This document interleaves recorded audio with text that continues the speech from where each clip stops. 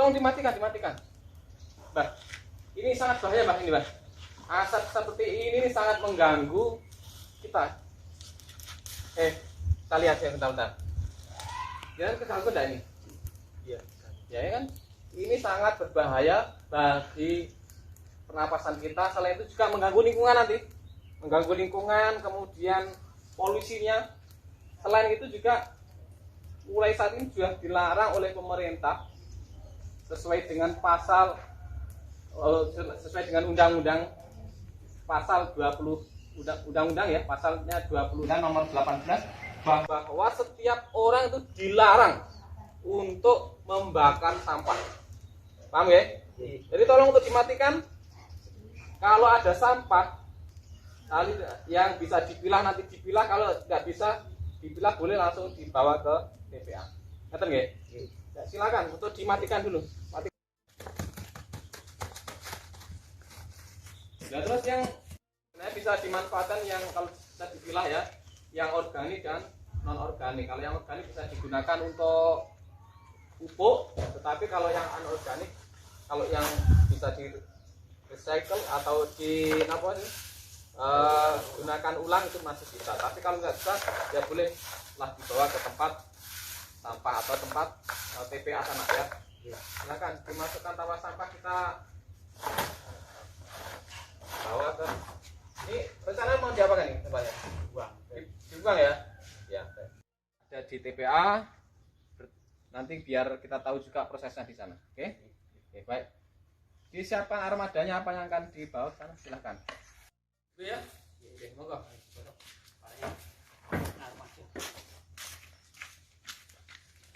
Ini ya, buat angkut ya.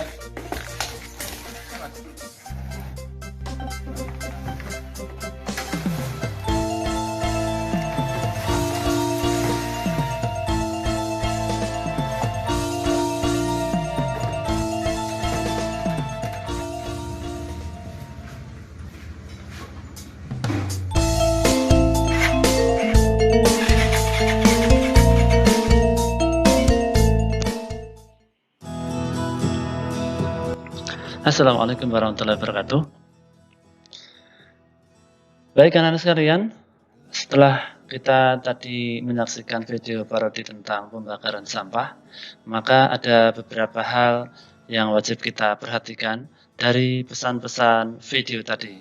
Yang pertama adalah tentang larangan membakar sampah, karena akan berakibat kepada kita dan lingkungan. Akibat yang tidak baik. Yang kedua, pesan yang kedua adalah tentang pemanfaatan serta pengolahan sampah. Sebagaimana yang ada di pesan tadi, kita sebaiknya membuang dan mengumpulkan sampah sebenar-benarnya. Jadi kalau kita membuang sampah itu ya di tempat sampah, kalau sudah banyak kita buang di tempat pembuangan akhir atau yang disebut TPA. Baik anak-anak sekalian, kali ini kita akan belajar tema 2, subtema 2, pembelajaran 1 dan pembelajaran 2. Jadi kita bahas sama-sama pembelajaran 1 dan pembelajaran 2 tentang gangguan pernapasan. Baik, saya bacakan. Dayu batuk-batuk saat menghirup udara bercampur asap kendaraan bermotor.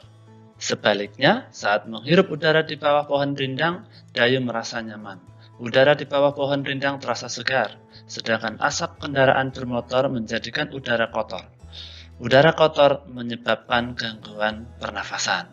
Ini. Jadi di sini Dayu batuk-batuk karena menghirup udara yang bercampur dengan asap kendaraan bermotor. Tentunya itu tidak baik untuk pernafasan kita. Berikut ini faktor-faktor penyebab gangguan pernapasan. 1. Faktor fisik. Faktor fisik ini disebabkan karena ada kelainan pada organ pernafasan sejak bayi, biasanya lahirnya secara prematur atau lahir secara dini. Organ pernafasan mungkin belum sempurna sehingga memerlukan alat bantu pernafasan. Ini faktor yang pertama adalah fisik. Ini bawaan dari lahir. Yang kedua, ini adalah faktor penyakit. Nah, anak-anak sekalian, faktor penyakit ini ada beberapa macam. Ya, yang pertama adalah influenza. Penyakit ini disebabkan oleh virus influenza. Ya, gejalanya biasanya ditimbulkan antara lain adalah pilek, hidung tersumbat, bersin-bersin, dan tenggorokan terasa sakit. Yang kedua adalah asma atau sesak napas. Penyakit ini disebabkan karena penyempitan pada pernafasan yang disebabkan alergi terhadap rambut, bulu, debu, atau tekanan psikologis. Ya, ini asma. Nanti kita akan bahas secara khusus asma, penyebab, dan ciri-cirinya. Yang ketiga adalah bronkitis. Penyakit ini adalah berada di radang pada cabang tenggorokan akibat infeksi. Biasanya penderita ini mengalami demam dan banyak menghasilkan lendir yang menyebat pada batang tenggorokan. Yang keempat adalah emfisema. Penyakit ini adalah disebabkan pembengkakan pada pembuluh darah. Ya. Karena pembuluh darahnya kemasukan udara.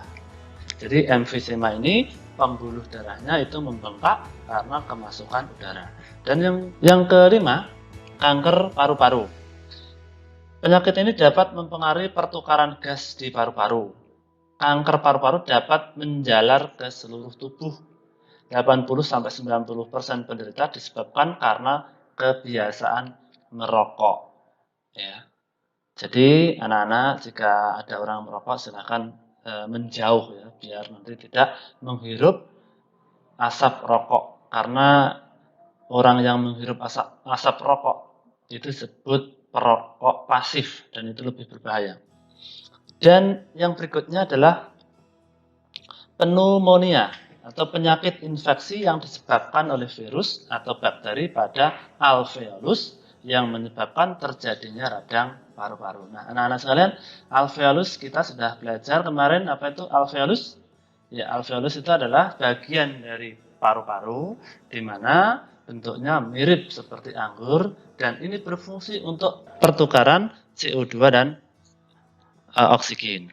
Dan yang terakhir ini adalah tuberkulosis atau disingkat atau yang kita kenal adalah TBC. Penyakit ini diakibatkan oleh serangan bakteri Mycobacterium tuberculosis. Ya. Difusi oksigen akan terganggu karena adanya peradangan pada dinding alveolus. Ini jadi disebabkan oleh bakteri Mycobacterium tuberculosis. Jadi disebut TBC. Nah, berikutnya adalah faktor lingkungan. Nah, kadang-kadang kita bernafas itu untuk menghirup oksigen, ya kan? Tapi karena lingkungan kotor oleh asap kendaraan, asap pabrik, dan asap rokok atau udara yang tercemar oleh hal-hal yang lain, maka ini akan menyebabkan ketersediaan oksigen ini sangat menipis sehingga kita merasa sesak walaupun sesaat ya. Nah, ini faktor lingkungan. Maka hati-hati anak-anak. Tadi di parodi yang di depan ada videonya itu karena pembakaran sampah itu bisa menyebabkan gangguan pernafasan karena asap yang ditimbulkan itu kesediaan oksigen akan menipis gitu ya. Berikutnya anak-anak sekalian, kita akan membahas seperti yang sudah saya sampaikan di awal, yaitu salah satu penyakit asma. Asma ini adalah penyakit yang ciri-cirinya akan kita bahas seperti ini. Baik, penyakit asma.